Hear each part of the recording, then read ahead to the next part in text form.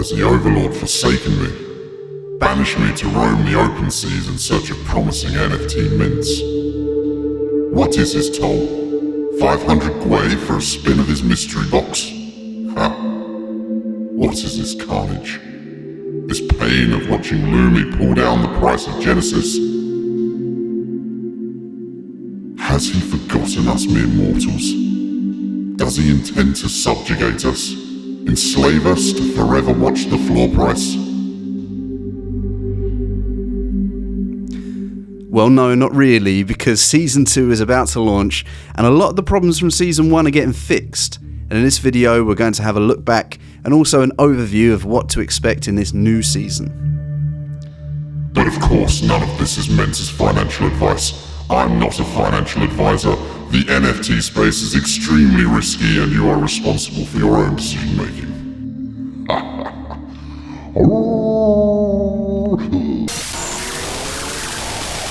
Alright, so it's a really exciting time for Creepz at the moment with Season 2 on the way. But I've got something really exciting I want to get out of the way before we get into this. I've been waiting to do this for a little while, so here we go. Let me just grab it. Now, I haven't seen the contents of this box yet, so let's have a little look together. I need like an opening knife or something. So a couple of months ago, I tried printing out an NFT, and the result was pretty rubbish actually. It was in the background for a while. I've now replaced it. Like, the colours were awful, and the paper it was printed in was pretty terrible, and the frame was really bad quality. So I decided to start up my own thing called efprintio. I teamed up with a buddy of mine to create a website where we dedicate everything to NFTs. When you put in an order, you put in the URL to the OpenSea or the Looks Rare site, and then we go in and make sure that you're getting the highest quality image, because a lot of people don't know how to source the highest quality image for their NFT. And of course, we've got a lot of love for NFTs, so we really want to make sure it works right. So let's have a little look in here. See, good packaging. Here we go. Check this out. Nicely wrapped. I chose a pretty big print just to give the print a test. Oh yes, colours and the quality. Let's have a look. Let's have a look. Oh man. Ooh. Try and flatten it out. Oh yes. I've got to say, Answer, let me get the camera a bit closer. Quality of these prints is brilliant. Look at that. So I'm going to find my own frame for this one, get it up on the wall soon. Hopefully you'll see that maybe over there somewhere. But the other thing we do is create custom prints. So you might see that frame on the wall over there. Let me grab it. So all you need to do is put in the URL into the website, and then me personally, I go and find all of the details and then generate the print. And I've got to say, the quality on this is much better than something you'd find on like Etsy or what's the other one, Redbubble, all those sorts of ones. And of course you've got someone that goes through and checks everything and makes sure the quality is good. All NFTs are like different sizes, so if the quality is not good in my opinion, then I contact you back and just refund you your money. But yeah, it delivers globally. Check it out, efprintz. Okay, enough self-promotion. Let's crack on with it. So the first video I did was maybe a day or two after the minting of Creepz, and the price was about 0.88, and I made some pretty big predictions. I've got a feeling as soon as more eyes get onto this project that this floor price is going to rocket up, and rocket up really quick. Now I hate to toot my own horn, but it blew up. I mean, bigger than I thought it was going to. We went from 1 Ethereum up to 10 Ethereum within the space of a couple of weeks. Creepz was the talk of the town. The whole NFT space were wishing they got in on Creepz. Creepz had like 5 different collections within the top 10, which I think is a record. And what the team continued to deliver over the next, Creepz has only been out for maybe 3 months, maximum 3 months at the moment. What the team have put out is just nothing short of mind-blowing. I don't know how they're doing this. The team is just incredible. They're hands down doing way more than any NFT project I've ever seen, apart from maybe like Bored Ape or some of the ones that have been around for a lot longer. Of course, we've come down a lot from that 10 Ethereum high floor price. all the way down to 1.5 just the other day. And it's not down to the team not executing everything perfectly. It's not down to the artwork being a bit hit or miss or not some people's taste. It's not down to the lack of an interesting and clearly defined roadmap that still leaves a bit of intrigue in there. The main reason behind Creepz struggling of late is because of one thing. I can honestly see these getting up to free Ethereum pretty quickly. And if the token blows up and is actually worth a decent amount of money, people might see this as a viable passive income earning NFT. And it's that passive yielding that ultimately caused the problems. People saw more value in Creepz in being able to generate the token by owning Creepz and then selling it straight away on the open market rather than playing the game and saving it up to see what comes along. Now, unfortunately, as the token price of Loomi went down, so did the price of the Genesis. And in my opinion, Creepz has really been a victim of its own success. I mean, it did everything so well straight off the bat, moved a million miles an hour quicker than any NFT project that I've ever seen. Things were maybe a little bit complex. You really had to stay on top of it.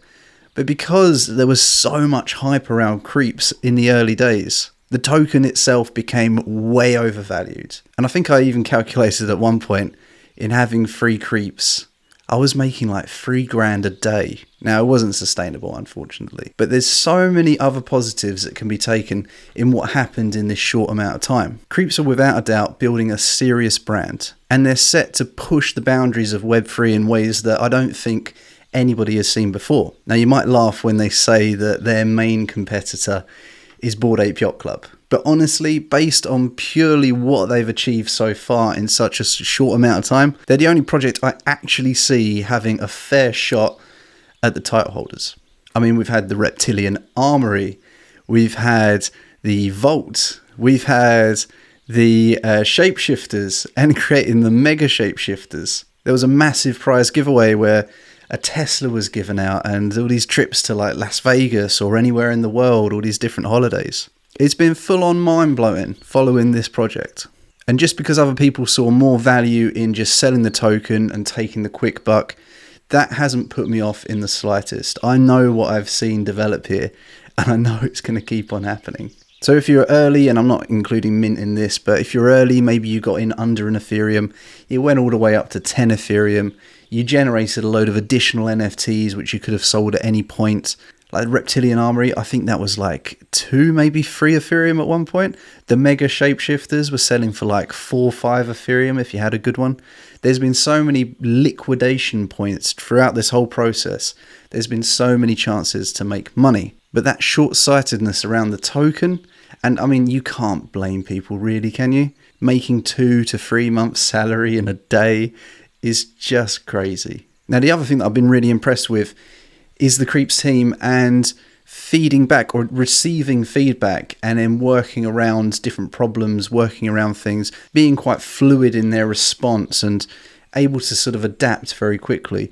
It really shows the ability and the skill of the people, the developers and the engineers behind this in being able to change things up quite quickly to adapt to new situations. Because what they're doing is groundbreaking and it hasn't really been done before. So season 2 has just started. We've gone from a floor price of 1.5, I think was the lowest that I saw it.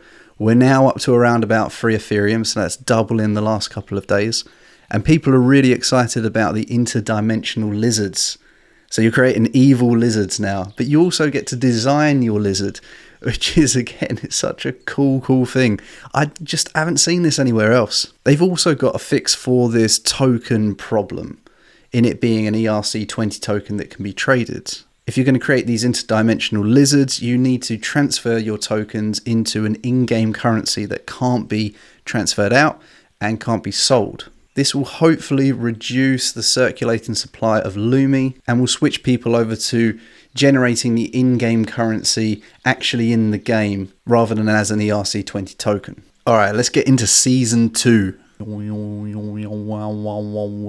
right, so this is what season 2 is all about, creating these interdimensional lizards. And the lizard you end up getting all depends on how you play the game, how you interact with season 2. Essentially, the more time and effort and loomi or Lamex, as we're about to find out, that you use will determine how rare your interdimensional lizard is. Now you can see all of these features on this one here, just one as an example. You've got flowers coming out of the gun, you've got like, what is that, fish tentacles coming out of the bottom, snakes and dragon tattoos, flowers coming out of the backpack, some sort of eye that's it's got teeth. So there's going to be loads and loads of options of you creating your own interdimensional lizard. Now the end goal of this, I'm not too sure. There's been plenty of rumours throughout Season 1 that these interdimensional lizards will help you maybe steal loomi from other people or attack the yielding ability of other creeps. None of that's for sure yet. And kind of like I was saying earlier, where there's a clearly defined roadmap, but there's still lots of intrigue and sort of a fog around everything. Everything's not quite too certain as to what is gonna play out, but there's enough there to keep you engaged and know that things are coming up. So this is what we're making, an interdimensional lizard. Sounds so weird saying it out loud. And I couldn't think of a better way to do this than to go through it myself and just sort of document the process. So as you can see, bottom leftish of the screen, we've got the interdimensional portal, which is glowing. Now to use this, you do need to have collected, in the whole spinning the mystery box, you need to have collected 3 shards from the 3 weeks that you span the box. The points that you generated as well from the other items, you can use to upgrade your new lizard. If you haven't got a creep and you weren't part of Season 1, I think there is still a way to get involved in this, but it's best to ask in the Discord. There was something about asking the team to send you some shards so that you can open the portal and start participating in it. So if you missed out on Season 1, you still can get into this, just check out the Discord. Okay, so I'm going to click on the dimensional portal, and here we go. The first one here on the left hand side, we got Lamex. Now this is the in-game currency. This is kind of like a credit card, right? This is where your points are stored. Now I've already set mine up and then I decided to do the video. But as you can see, I have opened the account as it were, like a kind of like a bank account, like a credit card. And the points that I got from spinning the mystery box have been loaded on there. So that's that 400 Lamex on the right hand side. The one above, that -2, was me testing out the system, and we'll get into that in a second. If you have loomi or you buy it off of the open market, you can go down to top up Lamex. And this way you can transfer that ERC20 token into the in-game currency. I'm going to go down to activate Lamex and then begin Lamex activation. So previously where we were earning loomi, we were earning like 1,500 for a green lizard, all the way up to a 1 of 1, which was 3,000 loomi per day. This has gone down to 1.5 for a base lizard, up to 3 points for a 1 of 1. So essentially keeping the same sort of like the ratios, the differences between them, but taking it down so you're dealing in sort of single digit currency. Now I've got 2 Creepz staked, 2 yellow ones. I've also got 3 reptile armories and a mega musk. So in total each day I will, as soon as I activate this, earn 5.4 Lamex per day. So let me continue to selection. I've been approved for Lamex bronze.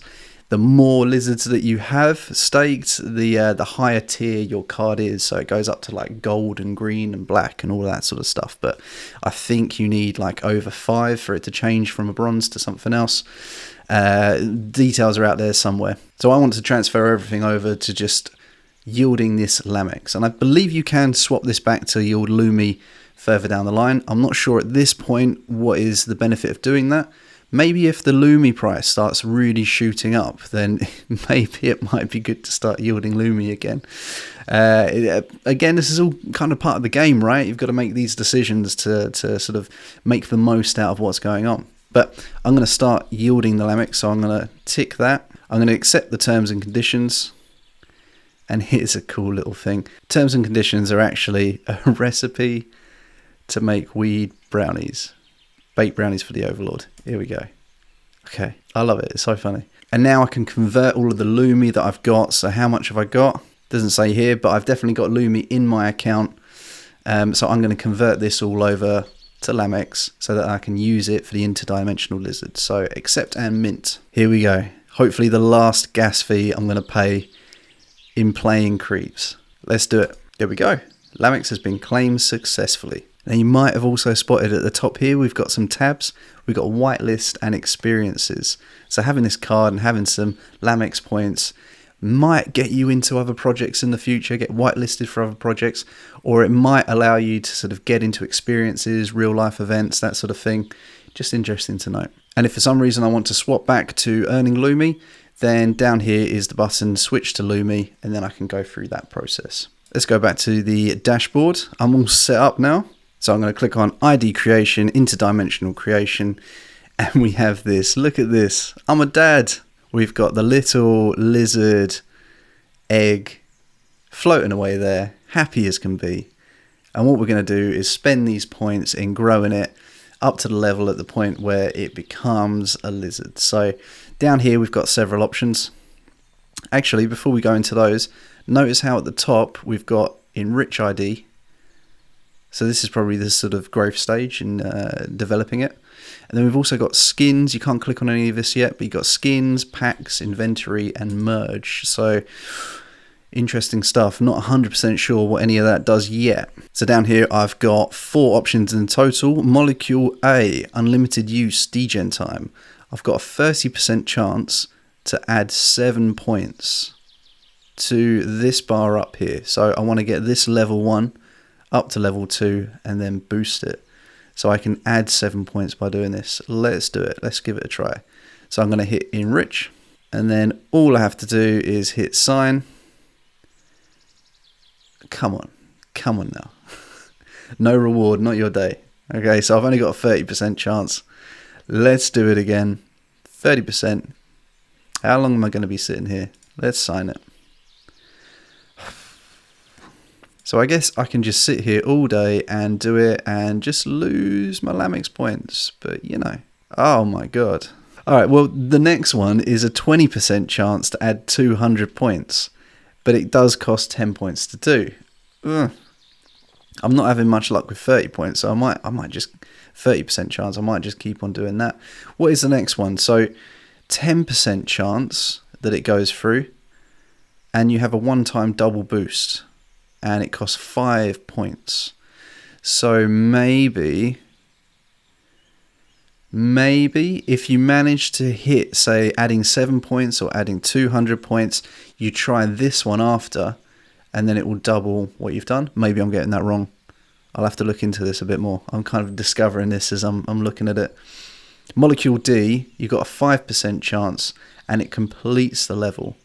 But I believe, yes, up here, you need your old invasion pass 1 time per 24 hours.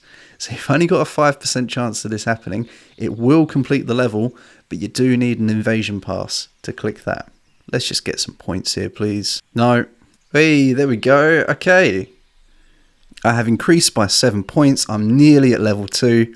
I guess as soon as I get there... Should we do it? Let's get to level 2. Come on. Let's see what happens. No. I mean, at least this is only costing 2 points, right? No. Ay. No. Come on, the Overlord. Where's the Overlord when you need him? Whee, there he is. He's looking out for me. Oh, there we go. Okay. So my lizard has, we've got just like multiple egg type things going on here. And we've got a ×2 as well on the top right hand corner. I believe that you're creating 2 interdimensional lizards. I remember seeing that somewhere, that if you hold a Creepz and you go through this process, then you end up with 2 at the end, which I'm guessing will be different. Okay, so that was Creepz and Season 2, the introduction, the recap, and then the introduction to Season 2. Give me a subscribe on YouTube so I can keep you updated with what happens in Season 2. Give the YouTube video a little like as well, because it pleases the algorithm and it gets more eyes on Creepz, and that's what we all want, right? Thanks for watching. See you in the next one. 旅も嬉しくての嬉しい可愛いや本当によかったとかことなく嬉しいできたの愛せばベルダサの愛するとな